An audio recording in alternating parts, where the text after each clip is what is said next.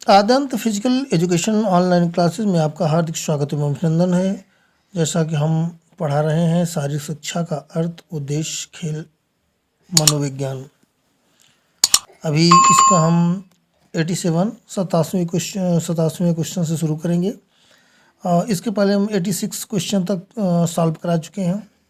ये अपना 123 क्वेश्चन की एक सीरीज है, केवल शारीरिक शिक्षा का अर्थ, उद्देश्य एवं खेल मनोविज्ञान का। और ये बहुत ही महत्वपूर्ण है, हर परीक्षाओं की दृष्टि से बड़ा इम्पोर्टेंट है। क्वेश्चन को याद करना अति आवश्यक है। इससे अगर करते हैं तो ये शिक्षा मनोविज्ञान पीजीटी के लिए भी बड़ा महत्वपूर्ण है। इन प्रश्नों को सॉल्व कर हम अच्छे मार्क्स ला सकते हैं। जैसा कि 87 क्वेश्चन, प्रेरणा कितने प्रकार की होती है? प्रेरणा 4 प्रकार की, 3 प्रकार की, 2 प्रकार की, 1 प्रकार की। तो हम बता दें कि प्रेरणा 2 प्रकार की होती है, एक स्वप्रेरणा, एक पर प्रेरणा। मतलब एक अपने आप से, एक किसी के अनुसार। तो विकल्प नंबर सी सही है। ठीक, अगले क्वेश्चन की ओर हम बढ़ते हैं। खेल में प्रशंसा, निंदा, पुरस्कार किस प्रेरणा के अंतर्गत आता है? सकारात्मक, नकारात्मक, दोनों, इसमें से कोई नहीं। खेल में प्रशंसा, निंदा, पुरस्कार ये आते हैं नकारात्मक प्रेरणा के लिए।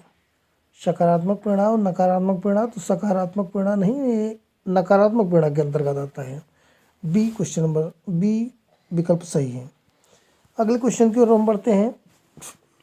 जिस खेल में बालक स्वयं अपनी इच्छा से भाग लेता है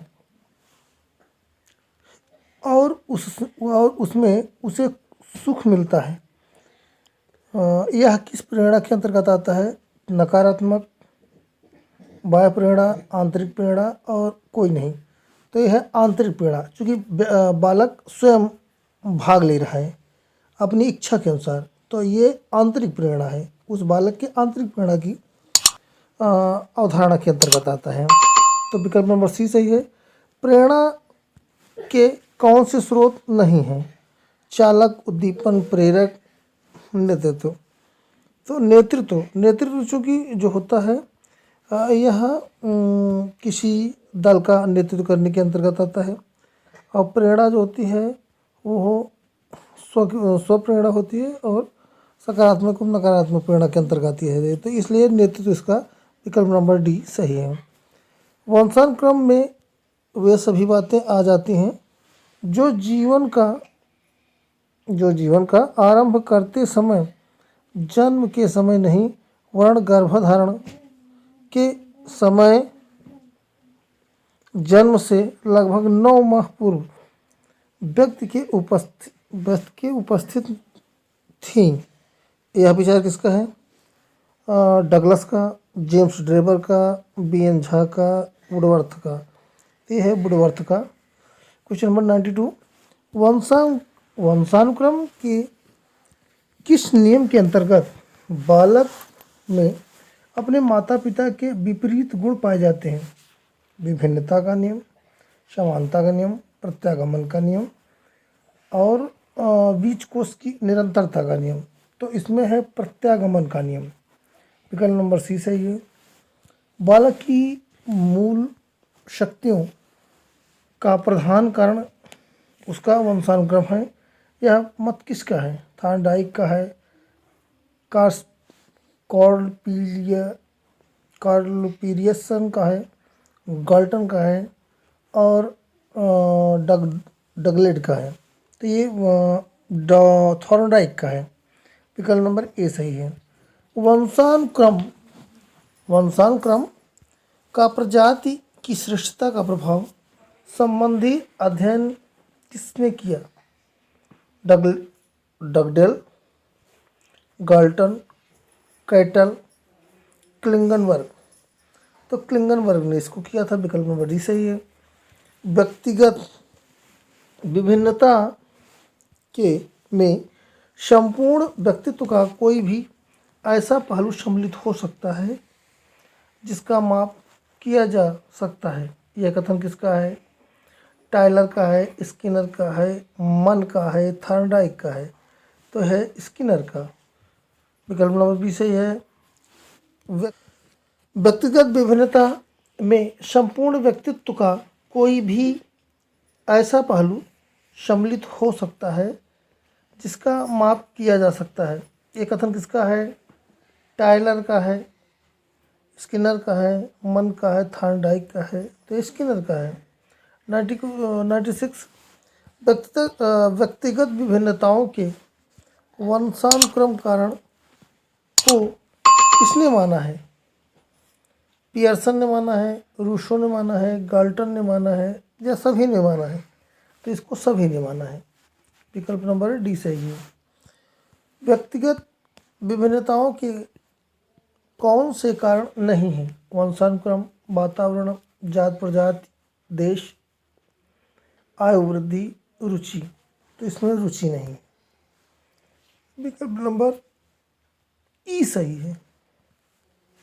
व्यक्तिगत विभिन्नताओं का शारीरिक शिक्षा में कौन सा शैक्षिक महत्व नहीं है?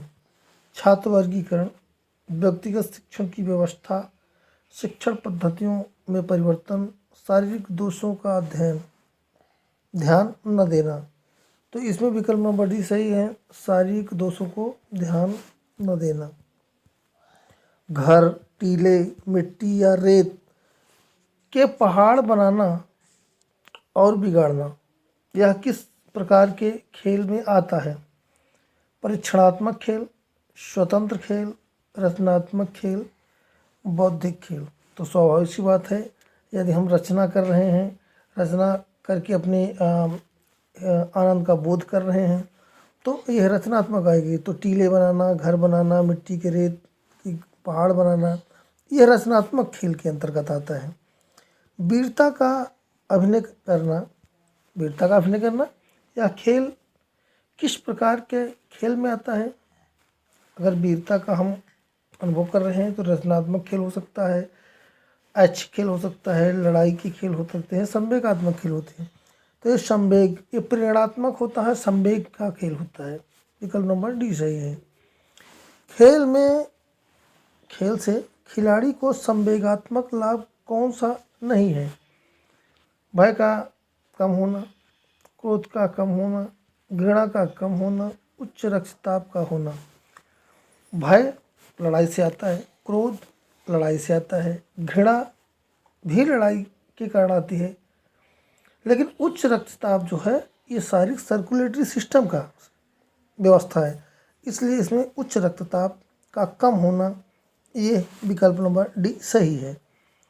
अगले क्वेश्चन को हम बढ़ते हैं। क्वेश्चन नंबर 102, किशोरावस्था का कौन सा काल होता है? किशोरावस्था हम पहले से जानते हैं, 0 से 5 वर्ष बाल्यावस्था, उसके बाद शैशवावस्था, बाल्यावस्था, और 12 से 18 वर्ष तक किशोरावस्था होती है। तो 10 से 15, 16 से 21, 12 से 18, 14 से 19, तो इसमें 12 से 18 विकल्प नंबर सी सही है। अगले क्वेश्चन को हम बढ़ते हैं। क्वेश्चन नंबर 103, शैशवावस्था का समय क्या होता है? जन्म से 6 वर्ष, जन्म से 7 वर्ष, जन्म से 4 वर्ष, जन्म से 5 से 6 वर्ष? तो विकल्प नंबर डी सही है, जन्म से 5 से 6 वर्ष तक। अगले क्वेश्चन की ओर बढ़ते हैं। बाल्यावस्था का समय क्या होता है? 4 से 10 वर्ष, 5 से 11 वर्ष, 5 से 6 से 12 वर्ष, और 6 से 13 वर्ष? तो विकल्प नंबर 5, 6 से 12 वर्ष तक। नंबर 105, संग्रह करने की प्रवृत्ति सबसे अधिक किस अवस्था में पाई जाती है? बाल्यावस्था, किशोरावस्था, शैशवावस्था, और किसी में नहीं? तो ये पाई जाती है बाल्यावस्था में। बाल्यावस्था में बच्चे खेलते रहते हैं, छोटे छोटे मिट्टी के बर्तन या तमाम सारी चीज़ें इकट्ठा करने की प्रवृत्ति इसमें ज़्यादा होती है। अगले क्वेश्चन को हम बढ़ते हैं। सामूहिक खेलों में रुचि किस अवस्था में अधिक होती है? शैशवावस्था, बाल्यावस्था, किशोरावस्था, और इसमें से कोई नहीं। ये भी बाल्यावस्था में होती है। बच्चे किसी भी वस्तु से खेलना प्रारंभ कर देते हैं। मिथ्या परिपक्वता का काल कौन सा है? किशोरावस्था, शैशवावस्था, प्रौढ़ावस्था, बाल्यावस्था। तो ये भी बाल्यावस्था का गुण है। अगले क्वेश्चन की ओर बढ़ते हैं। 108 108। विद्रोह की भावना किस अवस्था में सर्वाधिक होती है? प्रौढ़ावस्था, बाल्यावस्था, किशोरावस्था और शैशवावस्था। तो यह होती है किशोर अवस्था में। अगले क्वेश्चन की ओर बढ़ते हैं। किस अवस्था में आदर्शवादी विचारात्मक विचार अधिक होता है? ये भी किशोर अवस्था में होती है। और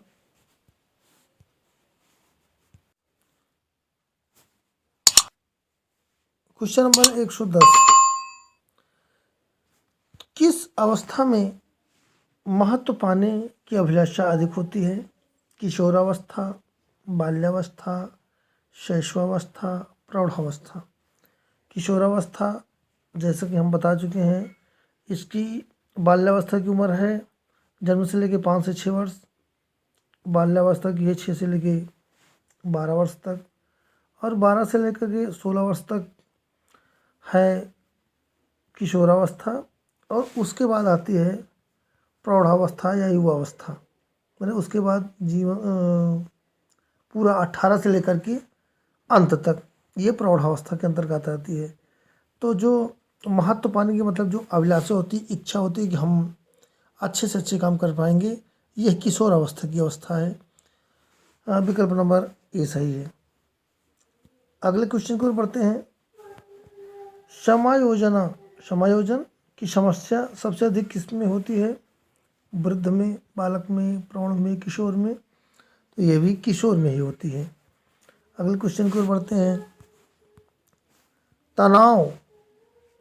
तनाव का मापन किस उपकरण से किया जाता है? मेमोरी ड्रग से, बायोफीडबैक अपडेट्स से, ह्यूमन इमेज टी-शेप से, क्लासिपायरोग्राफ से।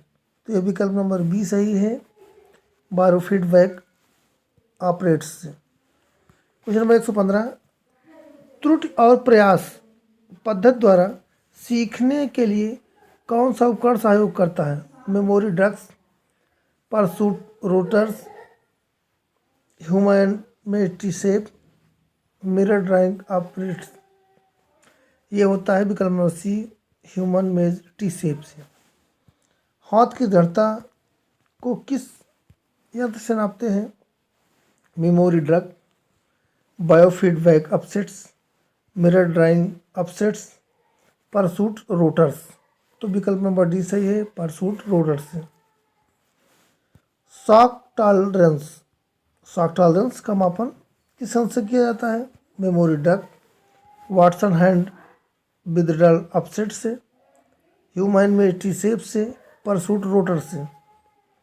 तो ये होता है वाटसन हैंड विदड्रॉल अपसेट से। विकल्प नंबर बी सही है।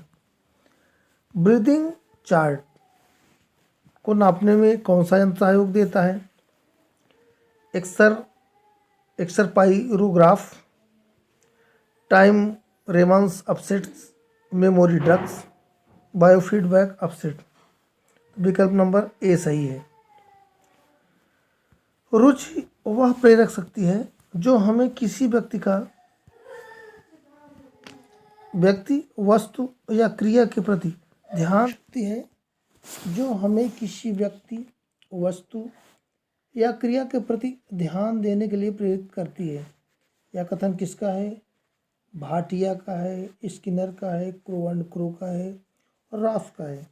तो विकल्प नंबर सी सही है, क्रो एंड क्रो का है। Question number 120। इनमें रुचि के पहलू कौन हैं? जानना, अनुभव करना, इच्छा करना, सभी हैं। तो ये सभी हैं। अगले क्वेश्चन की ओर बढ़ते हैं। 121। वृद्धि कार्य करने की एक विधि है। यह विचार किसका है? बुद्धि कार्य करने की एक विधि है। यह कथन किसका है? टर्मन का है, वुडवर्थ का है, उडरो का है, स्किनर का है, तो ये वुडवर्थ का है। क्वेश्चन नंबर 122, ज्ञान का अर्जन करने में विशेष रुचि लेने वाले व्यक्ति की बुद्धि कौन सी होती है? अमूर्त बुद्धि होती है, मूर्त बुद्धि होती है, सामाजिक बुद्धि होती है, इनमें से कोई नहीं होती है, तो ये होती है अमूर्त बुद्धि। विकल्प नंबर ए सही है। 123वां और अंतिम क्वेश्चन, वेस्लर वैल्यू बुद्धि परीक्षा में कितने वर्ष की आयु वाले व्यक्ति के लिए है? इसका मतलब हुआ कि वेस्लर